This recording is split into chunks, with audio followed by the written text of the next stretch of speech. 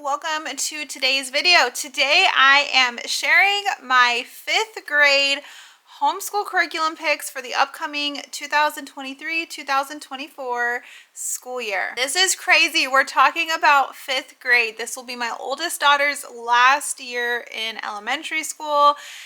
And it does make my heart hurt a little bit, even though I feel like she already is so much more older and mature than that. But I'm really going to be enjoying this last elementary year with her because I just feel like after that it's just on to bigger things and a lot harder, not harder, but just more challenging, more time consuming once we start getting into middle school and high school courses, especially the path she wants to take in life.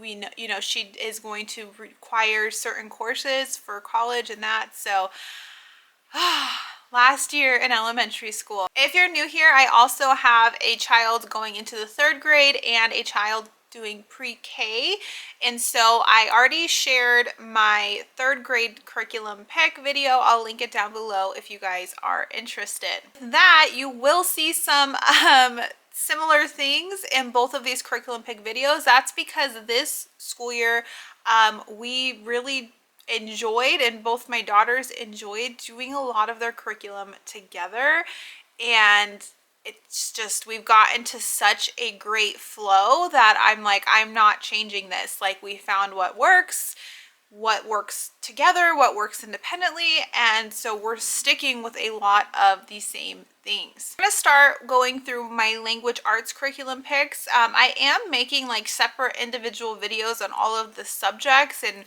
why I chose the curriculum, as well as like in-depth looks at the curriculum. So I'm just going to be kind of sharing them here, and then I'll do videos more in depth later on. But as far as language arts goes, I did choose to piece it together this year instead of using like an all-in-one like the Good and the Beautiful. That just didn't work out for us, and so piecing it together with some curriculums that we love is just working out really great. First is word roots, and so again, this is something that my daughters will be doing together. This is from the Critical Thinking Company, and this is the beginning level. So there's also like level 1, but this is like the pre-beginning to that. It is for grades 3 to 4, but we've actually started already using it this year. It's something that we kind of have been alternating with our grammar. And so if we finish this early into the next school year, then I will get level 1. But this is really going to help teach vocabulary and spelling in a unique way, learning roots and the meaning of them. I was reading something and researching how important it is to understand the roots when you're when you're trying to understand higher level vocabulary. You can break it into those roots, and if you know what the roots mean, you can most likely figure out what the word means. It's something that's really important on like the SAT exams. So if that's something that you think your child's going, like, I know I'm pretty like 85% sure my oldest wants to go to college for her career choices that she's leaning towards. She would need to take those types of exams, and so that vocabulary is very important.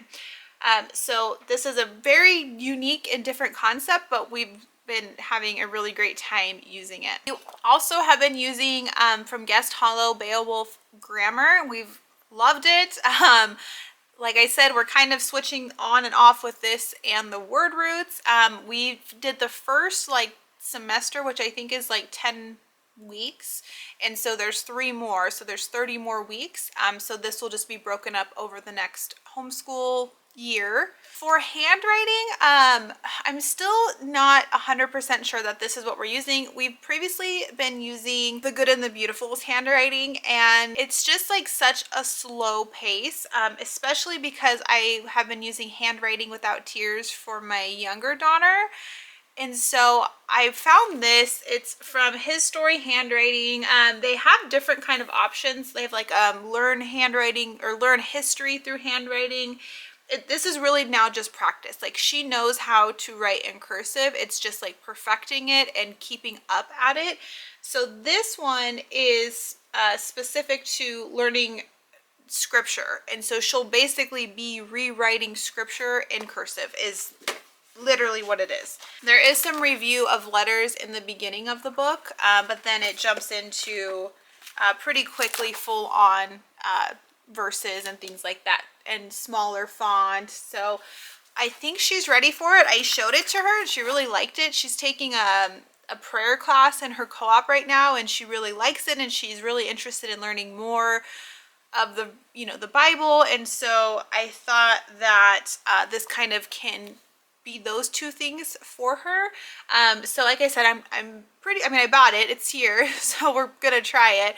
The only other thing I thought was Handwriting Without Tears, their like last cursive level that they have. I might try that, but we'll see how this one works out. And I think I bought this on Rainbow Resources, and like I said, they had a couple other options. They had like a history one, maybe like a president one, where you can you'll be learning those things as you're practicing your cursive. And then also we're going to be continuing IEW structure and style. This is year 1, level A.